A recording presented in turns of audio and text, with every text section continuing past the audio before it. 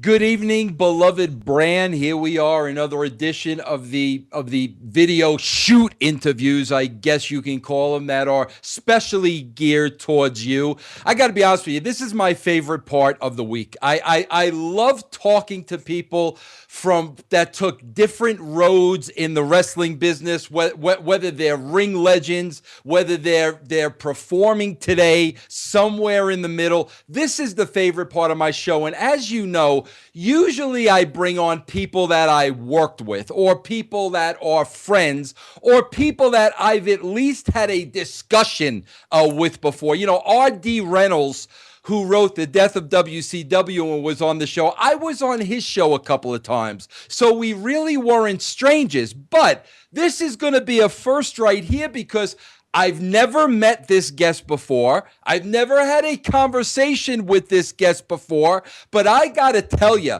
I am very, very interested in talking to him tonight, and you're going to find out why. I'm talking about Chris DeJoseph. His friends call him DJ. DJ, are you there? I am, Vince. Thanks for having me, man. It's an honor to be here on this show and talk to you a little bit about what's going on with me and finally get to meet you.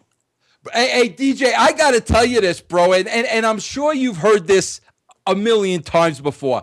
DJ, when I was at TNA on one occasion, all right, it was one day, DJ, but it felt like an entire lifetime. I worked with Tom Arnold. And this guy was like just I don't know what he was on, bro. Nonstop, like the Energizer Buddy. When I see you, that's the first guy I think of. I'm sure you've heard that a million times. I've heard Tom Arnold, Drew Carey, Kevin James. I've heard everyone. Kevin James. I'm a big Kevin James mark. Now, DJ, the reason why you're on this show, and we're going to cover all of this here, because I'm interested, bro. I've never spoken to you before. All I have is your bios, but the main reason you're here on this show tonight is, now, DJ, are you the head writer, a part of the writing team? Before you give away who you work for, just give me the title first. I am a co-executive producer, but technically, as far as the wrestling portion of our show goes, and even the backstage elements, but yeah, I am pretty much the head writer. I mean, there are other people who have creative input, but when it comes down to it, yeah, that's me. Okay, so DJ Chris DeJoseph is the head writer and co-executive producer of Lucha Underground. Now, you guys know, if you're following this site, I've been putting this show over to nauseum, and especially last night's edition. It was the sixth show in, far and away the best show of the six. I'm excited about this show. I want to learn a lot about it. That's what the bulk of this interview is going to be about. But first, Chris, before we get there, we have to talk about, your wrestling career in writing began in the WWE. But before we even get there, Chris, I want to talk about, how you got involved in wrestling. I'm assuming you were a wrestling fan, and I'm kind of curious to find out what era that was when you started becoming a fan of the business. I mean, gosh, yeah, you hit the nail right on the head. I've been a wrestling fan my whole life. I remember growing up as a kid. My dad was a police officer in Richfield, Connecticut at the time, and he had taken me to like a high school football field and got to meet like Andre the Giant and the Killer Bees and I had other family members, growing up in southwestern Connecticut. I mean, it's a wrestling hotbed, so being around it all the time, I couldn't help but fall in love with it, and I was a WWF fan at the time. My earliest memories were having a WrestleMania 1 poster on my room as a little kid, and getting when I lost my first tooth, I got Nikolai Volkov and the Iron Sheik wrestling figures under my pillow. So I'd say, like, from my earliest memories of my life, I love wrestling. And yeah, followed the WWF extensively until I moved to Las Vegas when I was almost 11 years old. I went to WrestleMania 9. Oh boy, that was. I remember leaving extremely disappointed. And after that, I became not only a WWF fan, a WCW fan. They were always running Vegas. And, I came to a point in my life after school where I was trying to decide what I was going to do with my life, like most kids. And I said, I want to go work for the WWE. And I remember trying to bring my resume there and getting tossed out by the security guard. And I really tried everything I could for, almost 2 to 3 years to try to get in there. And then I finally got my shot. Yeah, talk to me about that, Chris. And the reason why I bring that up is because every bro, if people are watching the show, there's a good chance that 75% of them want to work for the WWE. We all know how difficult that is, bro. Right now, the wrestling business, you don't have many choices. I usually tell people, look, with all due respect, you could be the most talented writer in the world, but your avenues in wrestling are so limited. Open it up to other things. So how did you finally achieve your dream and get your foot in the door with the company? My uncle Mike, actually, it was friends with a kid. He used to hang out in Bridgeport, Connecticut. They used to, hang out on the street corner, smoke cigarettes, type of guy. But this guy sold cars, and he sold a car to a girl who worked in the legal department. And I was studying television and television production at the time, and she pushed my resume through, and I got an interview with Tommy Carlucci, who worked in the international department, and I started as an intern at WWE. Yeah, Tommy Carlucci, the pitcher of the WWE softball team. Yes, I think he might be the manager now. Yeah, he's probably too old. He was the pitcher when I was there. So what area did you start in initially at the WWE? I started in international production, and I worked on UK Raw, UK SmackDown, and really most of the time it was a lot of getting coffee, a lot of getting sandwiches for Bill DeMott, Coach Josh Matthews, whoever needed one. And at the same time, I also got to spend the late nights up with the SmackDown editing crew, and I would work with Hugo Savinovich and Carlos Cabrera on doing the Spanish VOs of SmackDown. Okay, so how do you segue from that into the creative team? Because listen, I know DJ, I know everybody that you're talking about. I worked with all of them, but I also do know that television facility is a whole separate entity from Titan Towers. They're in two different locations. They're two different worlds. How did you make your way over to Titan Tower and get involved in the creative end? It was always like kind of a thing that you didn't want to talk about when you worked at the TV studio. It's like you'd never wanted to admit you're a wrestling fan. But for me, I was pretty open with it. I could say I came out as a wrestling fan at the WWE TV studio, and people kind of eventually kind of respected me a little bit for it because I wasn't scared. But what really got me over to Titan Tower was the fact that I was not making any money. I worked there for like 8 months. I had no insurance. And I walked over to Human Resources and I said, I need another job. You guys got to hire me full time. Mm-hmm. And I don't even know. I don't know if I wasn't doing a good job or the fact that they said they were in a hiring freeze. But ultimately, I saw a position that said writer's assistant, and I said, I want to do that. And I remember the lady from HR was telling me, well, we're hiring people from Hollywood for that. It doesn't really seem cut out for you. You'd have to write a script and things like that. But I said, well, I can write a script. I can do that. Just give me a chance. It doesn't hurt to try to go for it. And they said, well, you have 2 weeks to get us a script. And I said, well, I'll have you one tomorrow. And the next morning, I brought them a script of a SmackDown and I think a script of a Raw, and I passed it on. And I think somewhere along the line, I don't know if it was Tommy who helped me out, but Michael Cole got a hold of it, and then Stephanie got a hold of it, and then they ended up bringing me in for an interview while I was already working there. So it was weird. I had to go sit out in the lobby and wait for my interview. And I remember Ted DiBiase walked in and sat down next to me, the $1 Million Man, and I was pinching myself. Hey, DJ, I have to ask you this. Now, you have to understand, I'm asking you a lot of these questions out of curiosity because Yeah. you came on board in about 2004. Correct. Myself and Ed Ferrara left at about 1999, so there was a 5-year gap. Now, Mhm. I'm sure you know the story, DJ, but basically when I was there and Ed and I were writing the show, it was Ed and I. Yeah. Period. There was nobody else. Ed and I would write the show. Then we get together with Vince. We'd go over the show with Vince. That was the extent of creative. When you walk, I mean, like that's why when you say creative assistant, oh, bro, we had no assistants. I mean, we got our own coffee. There was no assistant. So when you say creative assistant, so I'm curious, when you walked in the company 5 years later, and now you're a creative assistant, what is the structure that time of the creative department? Well, pretty much it was split between Raw and SmackDown at the time. They wanted the two brands to compete with one another, so they technically, in a way, wanted the writers to compete with one another. And I think at the time when I started, SmackDown was Dave Lagana, this guy Sean Conaway, and Ted DiBiase. And Raw was Brian Gewirtz, Michael Hayes, and Ed Koskey, and I was the next addition on that team. So it was really like 4-3 at the time. And I think by the time I left, there were so many writers I couldn't count.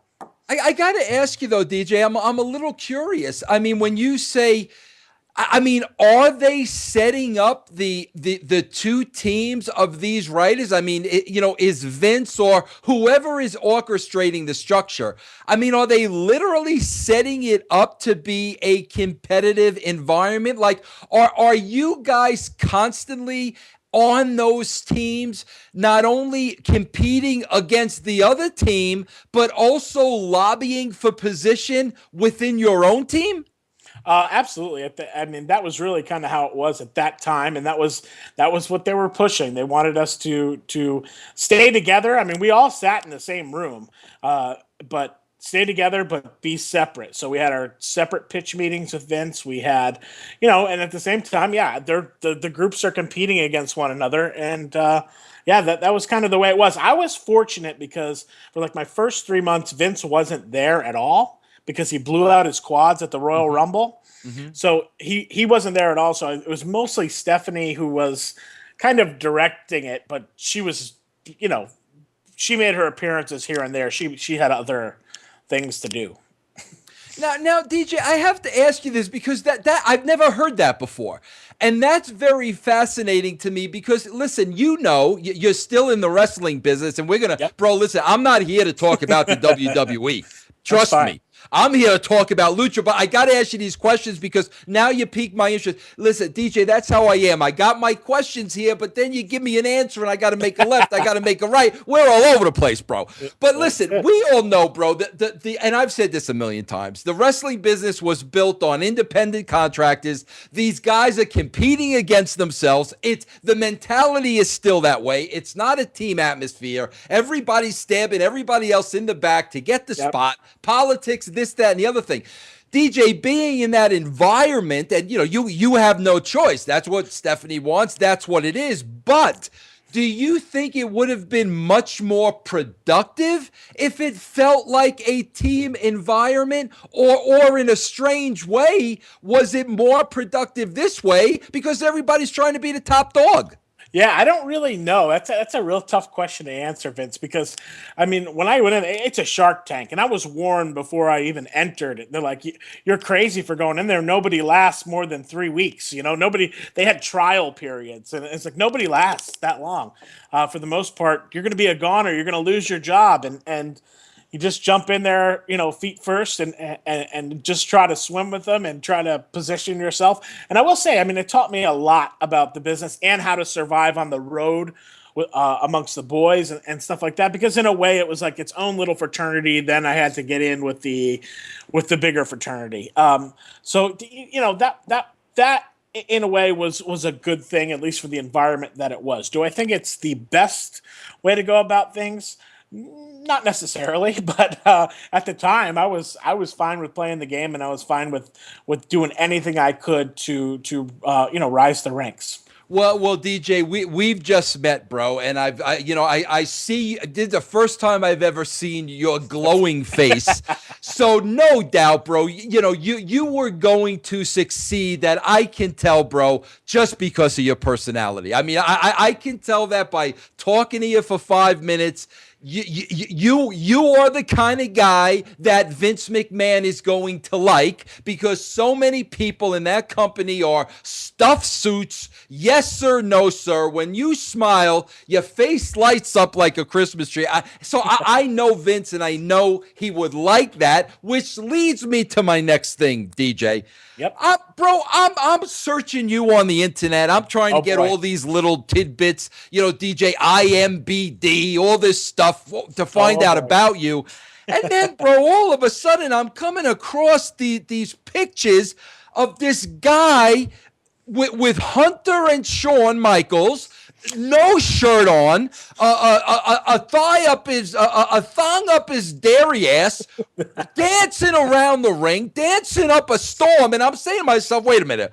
Why am I putting in Chris DeJoseph and getting this guy, Big Dick Johnson? Yes. Yeah, bro, yep. I'm reading, and I'm like, Lord and behold, Chris DeJoseph is Big Dick Johnson. Bro, how does that come about? Oh my gosh! I mean, I think that just comes about as a little rib. I'm not sure. I mean, really, how it started is we were bringing DX back for a reunion, the DX version of just Shawn and Hunter, and they were going to play pranks on Mr. McMahon.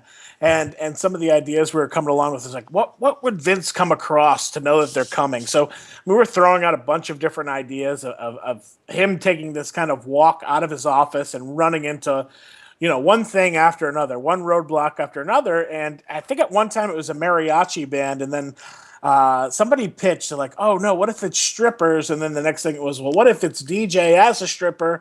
And then I think Vince was like, oh God, that sounds great. And they asked me if I would do it. And I go, oh, okay, I'll do it. And originally it was just supposed to be like me ripping off my shirt. And then I think it was Triple H and Bruce Pritchard that came up to me and were like, hey man, you got to go all the way, do the whole thing, pull it all off, have a thong on, squirt baby oil all over Vince. And I said, okay, all right, if you think that's what's going to happen. They said, hey, you never know what'll happen. Probably, watch, it'll get over, and you'll be on TV the next week. And and I did it, and I think the next week I fought the Sandman on the new ECW. It's just absolutely ridiculous, but shocking. I think I kept it from my family as long as I could, and then I think I told my mother on Christmas that I was Big Dick Johnson. Bro, that is like when you tell that story, that is so freaking Bruce Pritchard. As soon as you're telling the story, I can hear Bruce selling you the car. That is so Bruce Pritchard. But here's the thing, bro, and I got to tell you, this is what a Vince respects, bro, in their own little way, that they are ribbing you. But, bro, there is no rib when you go out there and you perform it to the max and you're entertaining the people and you're showing everybody, hey, if this is what you want me to do, I'll do it, and it's not bothering me. And that's when they really get pissed off, bro, when they think it's a great rib, but it's really not a rib and the guy is getting over. And, I mean, to me, that sounds like exactly what happened. Absolutely. It helped me a lot. I think it might have hurt me a lot, but it was a good time and a lot of fun. And I think it really did. It definitely got me noticed. Now you got to understand, DJ. I'm Oprah, bro. I'm Oprah now in this career in the prime of my life. I just caught you saying it may have hurt me some. How did it hurt you some? I think it might have hurt me a little bit with some of the talent. Also, I think with some of the writers too. And I never pitched it for myself, and I think there was a lot of things that were said that I was pitching it for myself. I was putting myself on TV, but I was never doing it, and I never pitched myself. I just did whatever they asked me to Yeah. do, and I mean, not to say that I didn't enjoy the checks that came along with it or the extra money. God knows I needed it because I wasn't making anything, but you know, yeah, I think in a way, some people, took it the wrong way, some didn't. Yeah, I hate that, bro. Because again, like I said, bro, I've never met you, but I could just tell by your personality. I think that's the last thing would be on your mind. Oh, I'm gonna get myself over at the expense of the boys or at the expense of the other riders, bro. You're going out there. They tell you to do it. Hunter and Bruce. You go out there. You make the best of it. It gets over, and you're freaking entertaining people.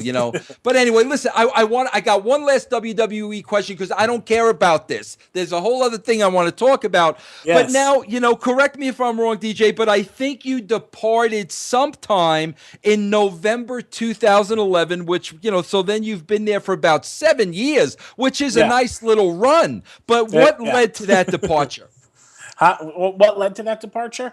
I would say, Vince, probably for like the last year and a half that I was there, I was ready for it to be over. I mean, the grind on the road, waiting and waiting to meet with Vince. I mean, I was taking up my entire life was missing my family, my close friends and important moments, and I just wasn't happy anymore. I mean, creatively, it just becomes very difficult for those things to happen, and I just don't think at that point I was in it anymore. It was a tough life, and I mean, what it's like on the road like that every week.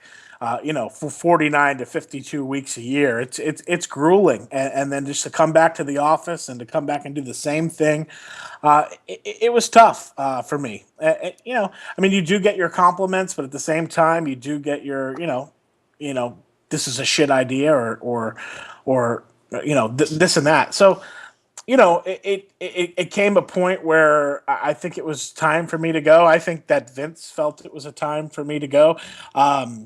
You know, it was the right thing to do at the right time. Yeah. Hey, bro, listen, you don't have to. Hey, you lasted 2 years longer than I did. Yeah, bro, trust me. I know what you're saying. So no problem. I get it, bro. You move on now, 2011. So now you lived your dream. You Yep. did the WWE thing a lot more, I think, than you ever expected. You got 7 years out of it, which is really a long shelf life. I give you credit for that. There it is for sure, right? Absolutely, bro. So where do you go from here now? Well, I always loved reality television, and I had met a friend, Chris Roach, who was a reality TV producer who I only worked with at WWE for about 3 months.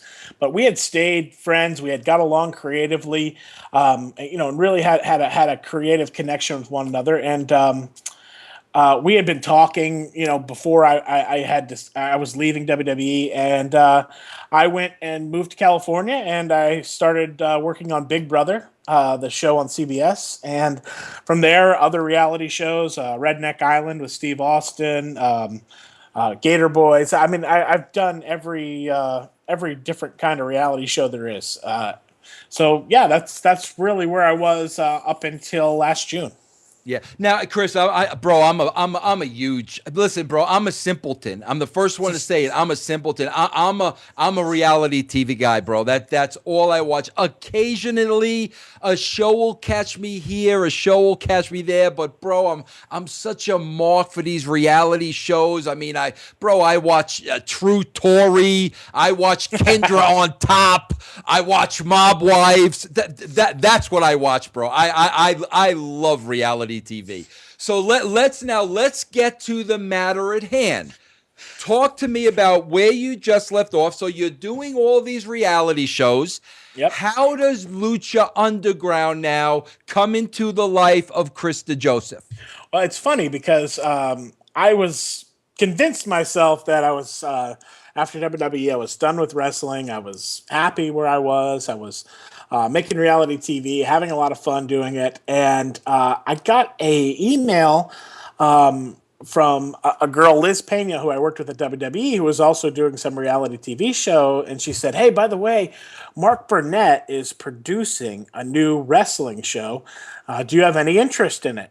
And I said, "I don't really know. What is it?" She's like, "It's Lucha Libre." And I said, "Okay, I'll send you my resume." I mean, that's what you do in reality TV. You're a freelancer, so you're moving from show to show. You're just always trying to get the next gig. So I figured, okay, I'll send it in and see what happens. And I think like 2 or 3 months later, I heard from Eric Van Wagenen, who is the executive producer of Lucha Underground and also the executive producer of shows like Bully Beatdown and Celebrity Apprentice. I mean, a pretty big time dude with Mark Burnett. And he called me and asked me to come in for an interview as a writer for this Lucha show. So I really didn't know what to expect, but I went in for the interview, and they just when I thought I got out, they brought me right back in. Hey, great. I got to ask you this, Chris, because again, one question leads to the other. I would love to hear, like, what's the first pitch to you about this show? What do they tell you this show is? Well, first of all, when I got the call for the interview, for me, I just had this feeling. It just felt like a perfect match for me. Here I have been working in reality TV. I worked for the WWE before that, and now the biggest reality TV producer in the world is going to do a show about wrestling. So I was pretty excited for the chance to go in and at least talk with them and see what they were thinking and see what kind of ideas.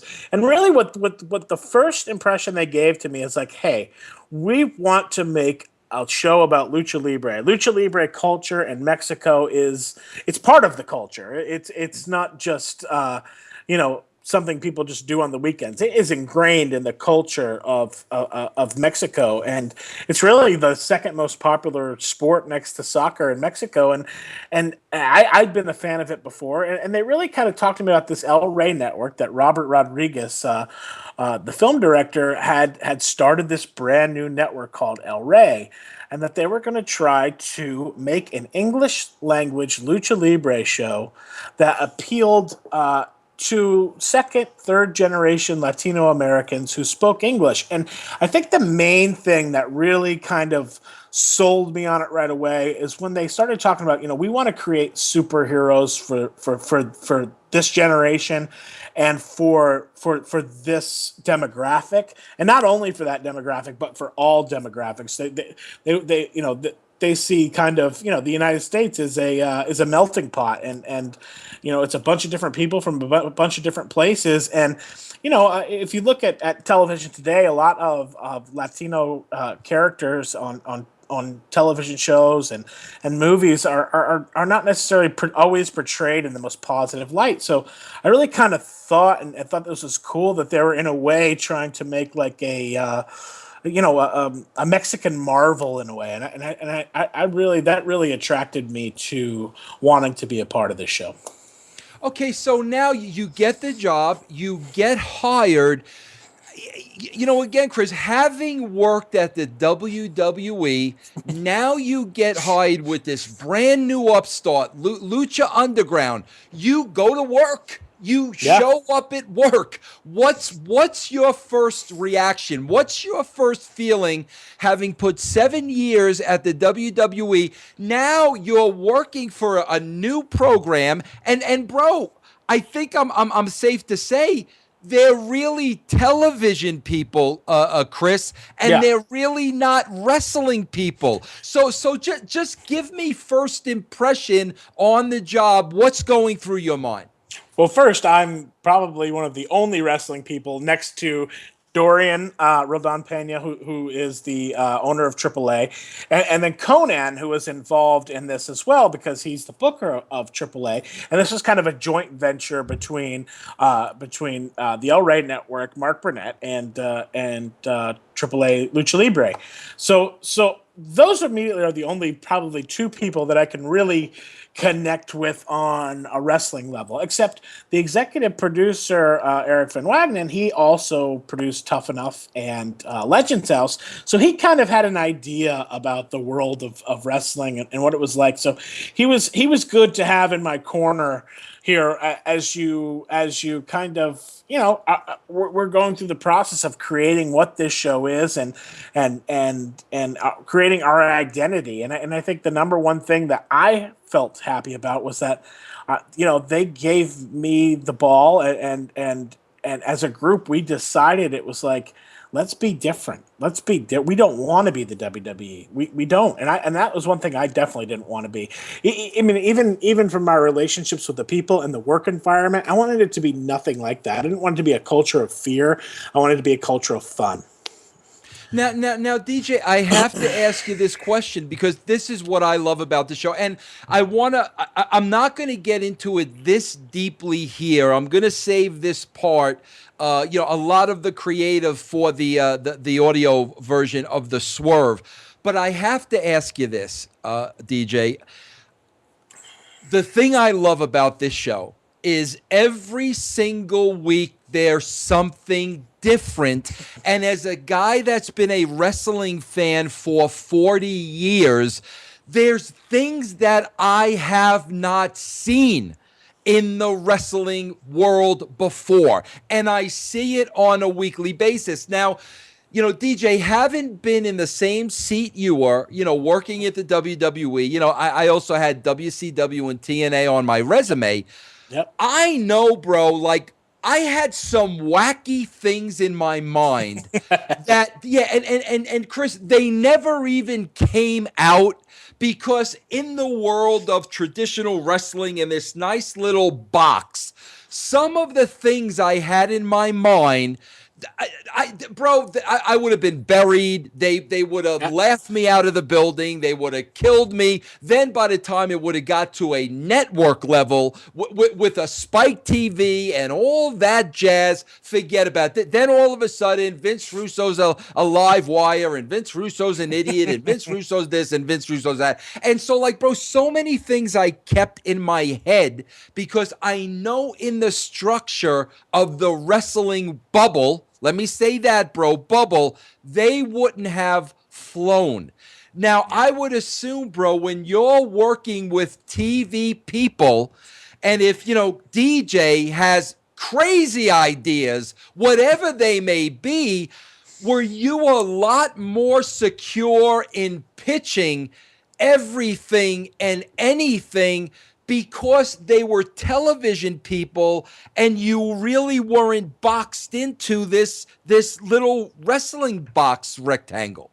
Absolutely. I think the bubble was popped immediately, there. It's at the WWE you're trapped in that thing, and you only, I think in a way after time there, they teach you to only see with blinders on. And it was actually refreshing to have people who had looked at the WWE and looked at wrestling from an outside perspective, because they even helped me. I mean, believe me, they had to even get me out of my comfort zone.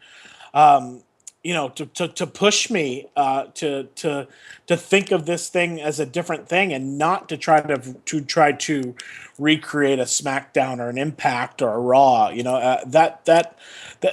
was pushed that way, and I think that really is credit to the El Rey Network and the vision they have, and Robert Rodriguez, his vision. Like that's a guy who just doesn't play by the rules, and that was cool. And Mark Burnett, who is possibly the greatest television producer of this era right now.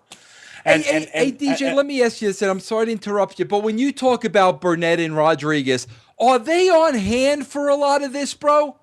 Oh, they were actively involved to the planning and what this show was and its identity and everything. Even getting scripts approved and shows approved. Those guys, they've got their hand in it, and that's an awesome thing. But at the same time, it's like they allow you to be creative. They allow you to use your brain, and they trust in the fact that they hired you for a reason and let you do your thing, and that's the good thing. I don't have. It's nice sometimes not having to be held inside of that and that wrestling bubble, and to be able to reach out and do some stuff that's different. Hey, Chris, I know I'm 20 years older than you, but I also know, you're a wrestling aficionado. I got to ask you this because I've been making the comparisons on my own show, and I've been making it for a reason. DJ, do you remember the gorgeous ladies of wrestling? Yes, I do. Okay, so you remember that as a kid, right? Yeah. Okay. Well, Chris, I've been covering them on the website. I've had Little Egypt on. We've talked about a lot of things, and bro, I'm comparing this a lot, Glow a lot to Lucha Underground because the more I learn about Glow, it was the same thing, bro. It was television people. There was no wrestling people involved in this project. And for 4 years, Glow was drawing 6 million people a Oh week yeah. in syndication. The only reason it went belly up is because Pia Zadora, who was a Hollywood Scarlet at the time, was married to the money guy at Glow. She didn't like him hanging around all these beautiful women and basically told him it's either them or me. That was the end of Glow. So for 4 years, bro, this show had an unbelievable run. There were no signs of it going anywhere. Run by television people. I'm seeing the same thing now, DJ, with Lucha Underground and everything you're telling me. Television people.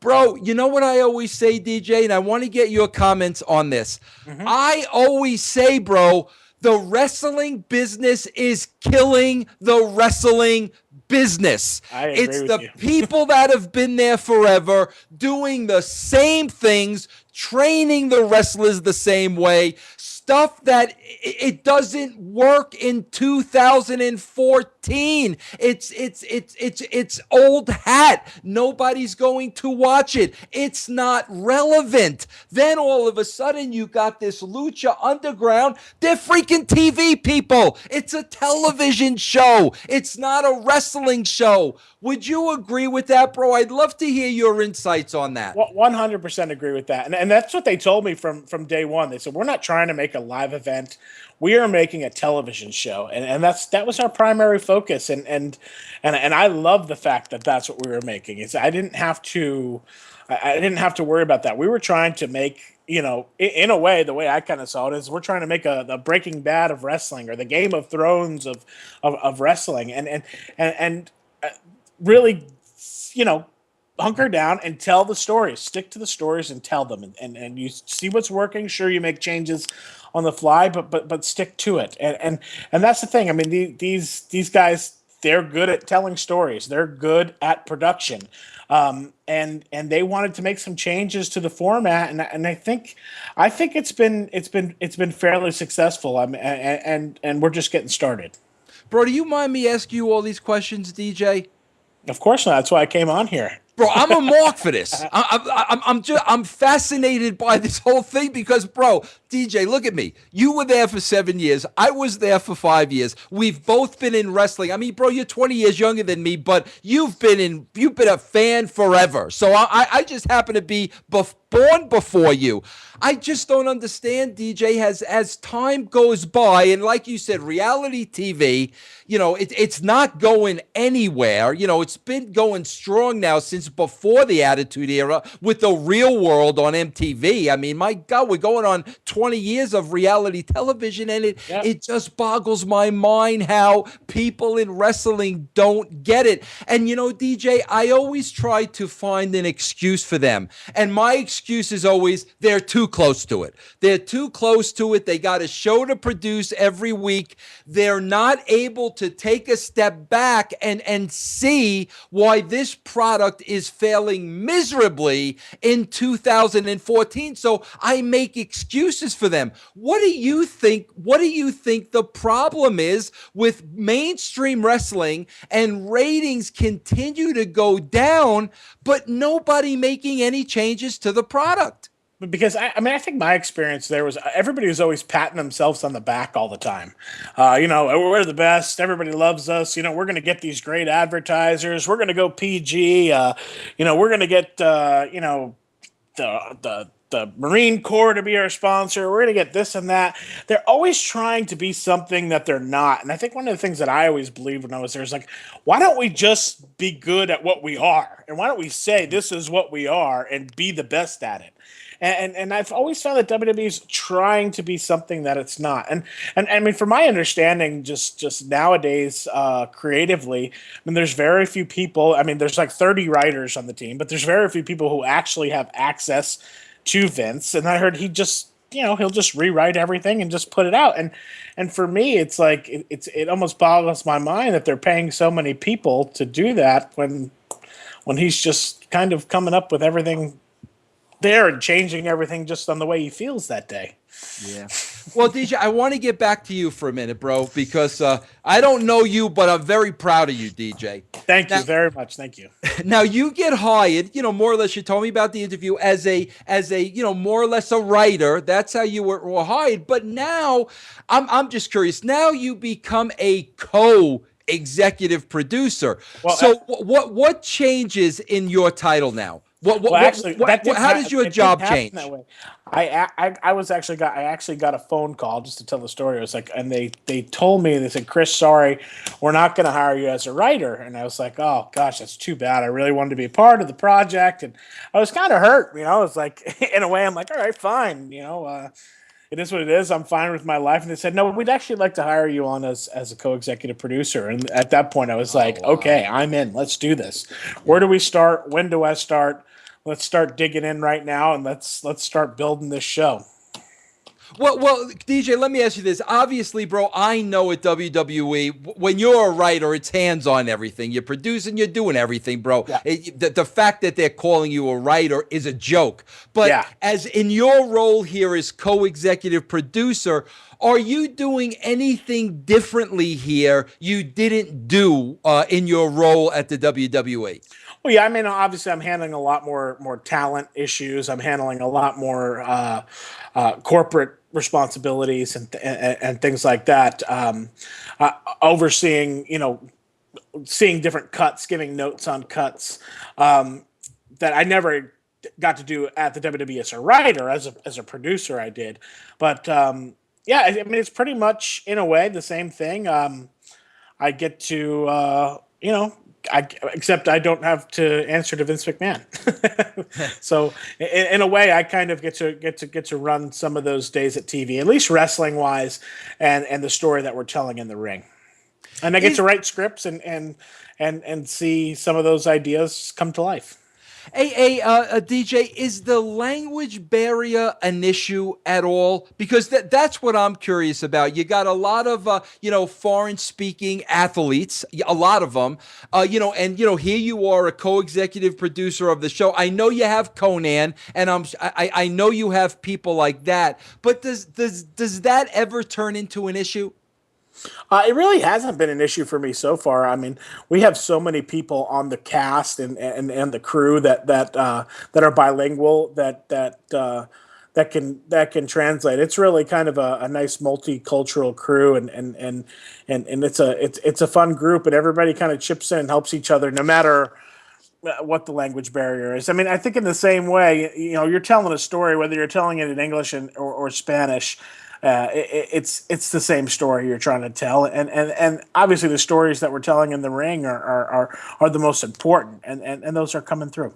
Yeah. And DJ, I'm going to save I have a lot of questions creatively, and I'm going to save that for the Swerve. But, one thing that I loved about this, and Conan told me this on the podcast before the show even started, and as soon as he said this to me, I knew it was going to be different, okay?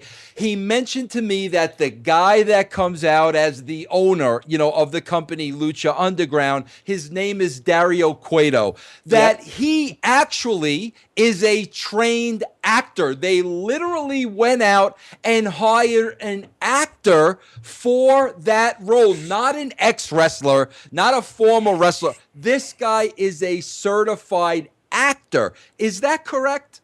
That is absolutely correct. We had casting sessions for a good month trying to find Dario Cueto, and we came along the right guy, and we felt that he was the goods, man, and he really is. I mean, and I think it makes a huge difference, watching a trained actor, and also I think it helps play off with some of the characters there. But what's funny is like you look at guys like Conan. I mean, that guy might as well be a trained actor. I mean, he's just impressed the hell out. Like, I've always been a fan of his work, but I mean, he just takes it to another level on Lucha Underground, and it's awesome to watch a performer of that caliber too.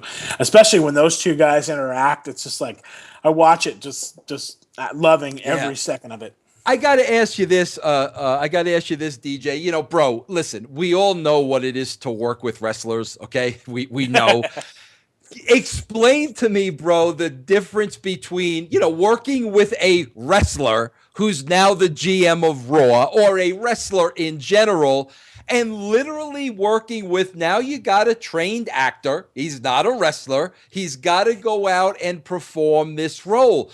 When you're producing those very, very two different kind of talents, is there a huge difference? Yeah, I mean, with Cueto, it was, he had to learn some of the rules of the business that he wasn't necessarily, aware of. Like, he didn't want to make a baby face look bad. Just little things that he would do when we first started rehearsing. But I mean, I'll tell you, the performers that we have on our show, like everybody came to play, and I think everybody's kind of elevated their game because of everybody else, and everybody's in on it. But I will tell you, it is a little different working with a trained actor as opposed to a wrestler. But I mean, we've got a lot of young talent on our show, and I think it's a good thing for them. They're going to learn, they're going to get better. But the cheese factor is kind of taken down a little bit. The guys playing wrestler, and now they're playing characters and interesting characters, I hope. Now I got to ask you this, DJ. We got to get a little bit into your personal life here, okay? Oh boy. Are you a married man? No, I'm not. Not right now. Okay, good. Thank God. Bro, listen to me. The girls on this show, bro. Oh, buddy. And this is what I love. And again, I'm saving some of the creative because I got some real. We're going to have a great conversation on the Swerve, a very great conversation.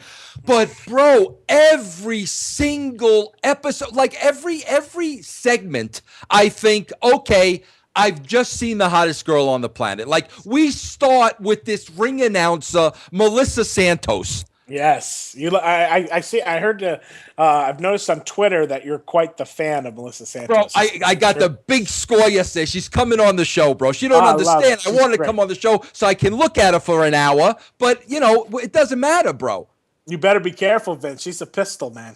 I can see that, but bro, there's a lot of pistols. So like, I see this, I see Melissa Santos, and I'm like, okay, I'm hooked. She's the hottest girl on the planet, right? Then, bro, then this, bro. Listen. I'm from New York. My biggest problem with Lucha is the names, bro. I do a podcast. Hey, DJ, you'd crack up, bro. I do a podcast like every Wednesday night when the show's over, bro. I butcher these names like it's nobody's business, But I'm talking about. Then we got this. How do you say it? Ivelisse, bro. Ivelisse. Yeah, Puerto Rican, man. Then you got this Katrina licking, guys. Oh, yeah. Was that your idea to lick, bro? That was her idea. Oh, my gosh. That was her idea, and it was a great idea. At any time in the back, DJ, like, open up a little bit to me here. Have you been licked by her at any point in time? I have not. I know everybody has volunteered, though, to lose to Mil Muertes at some point. Everybody on the crew I know is like, hey, can I go in the ring and lose that match? and I got to tell you this. I swear, DJ, because I'm always this type of guy. Listen, I like when bro, listen to me, like when you see a naked girl, like there's the girl's naked. Like what's left? There's nothing there. I like when girls dress sexy and girls dress in Absolutely. leather. I mean, I like that. You got to leave a little to the imagination, you know?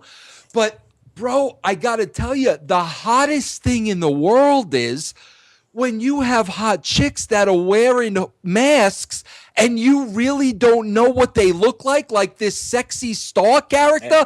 Bro, Sexy stuff. that to me is like one of the sexiest things where you're tuning in because now, like, I want to know what this girl looks like.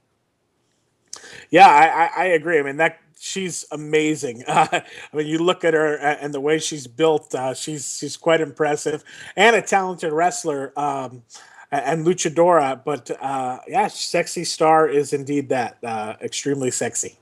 And you know who's a little sexy? I mean, I got to throw it out there. And again, we're going to get into the personalities, you know, on the second half of the show.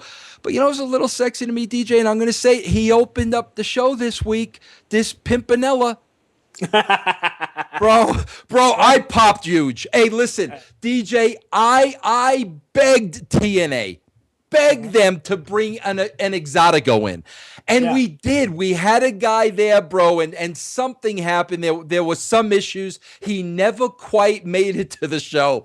But, bro, opening up the show with an Exotico is freaking brilliant. And I was entertained out of my mind by this guy this past week. I mean, everybody was entertained, and Pimpinella is truly a not only a fan favorite but a locker room favorite at Lucha Underground. Everybody loves Pimpy, and I mean he's just such a talented performer, and I think it's neat just to open the doors up and open the world up and show that there's all sorts of different cultures and different. I mean, Exotico culture is a staple in Mexican Lucha Libre, and we wanted to represent it, and we want to make Lucha Underground a place where everybody's welcome, and where our characters of all different, you know, sex, race, gender, are welcome to compete and can kick ass. You know, that's I hate to use that word kick ass, but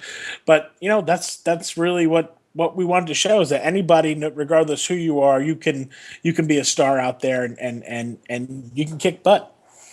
You know, DJ, a couple more questions, and then you know, we're gonna end this VIP interview and go over to the Swerve. Just a couple more. You know, I know. Listen, my experience in wrestling, DJ, this product is so different than anything we've seen, like literally for the last 30 years. I know it's going to take a while to find its audience and to catch on and to grow. What's going to get this company over is word of mouth. That's what's going to get it over. And I know that takes time. It doesn't happen overnight. My concern is, bro, I just hope, you know, with the El Rey network, you know, and with Burnett and Rodriguez and everybody involved, I just hope there's the commitment to this show because, bro, this show will catch on because it's different, but it's not going to happen overnight. So, like, I guess my question to you, DJ, is like, with them looking at the show right now, what level of success are they looking for at this time? Well, I think the sky's the limit with this show. I think anybody wants the biggest amount of success in the end. But you know, Lucha Underground, I will say it's viral. It's catching on, and the word is spreading. And I think we're fully aware of what it is and the position and the reach that it has right now.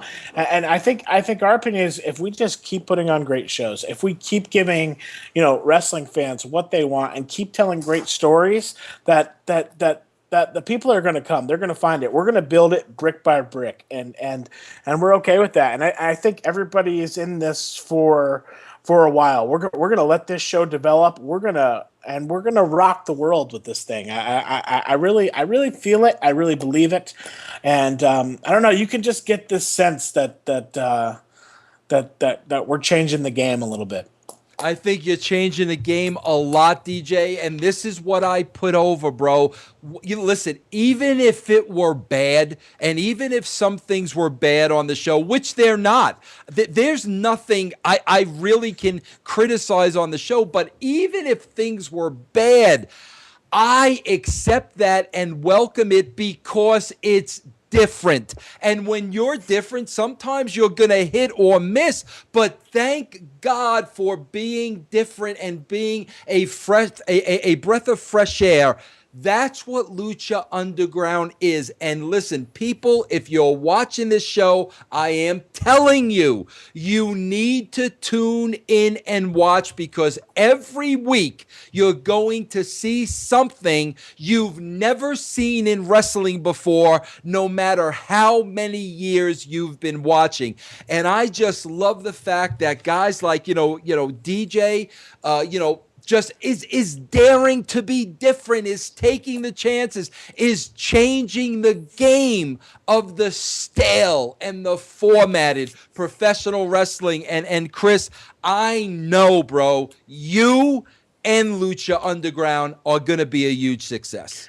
Thank you, Vince, and I appreciate that. And I remember after, I forget what one of the shows aired. It was the first time I'd ever heard from you. You just texted me real quick and asked me if I wanted to be on the show. You sent me a text that said, "Safe equals mediocrity, and make sure that you dare to be different." And I appreciate that advice, especially coming from you who changed the game yourself. I think about that statement every day that you told me, and I challenge myself to follow up and to continue to think that way. Well, Chris, I appreciate it. Me and you are going to jump over to the Swerve now. We're going to get into a really, really good conversation there. I'm gonna pick your brain on a lot of things because I'm really interested. But again, thank you so much. My brand thanks you. We love what you're doing, and please keep it up. We will. Thank you.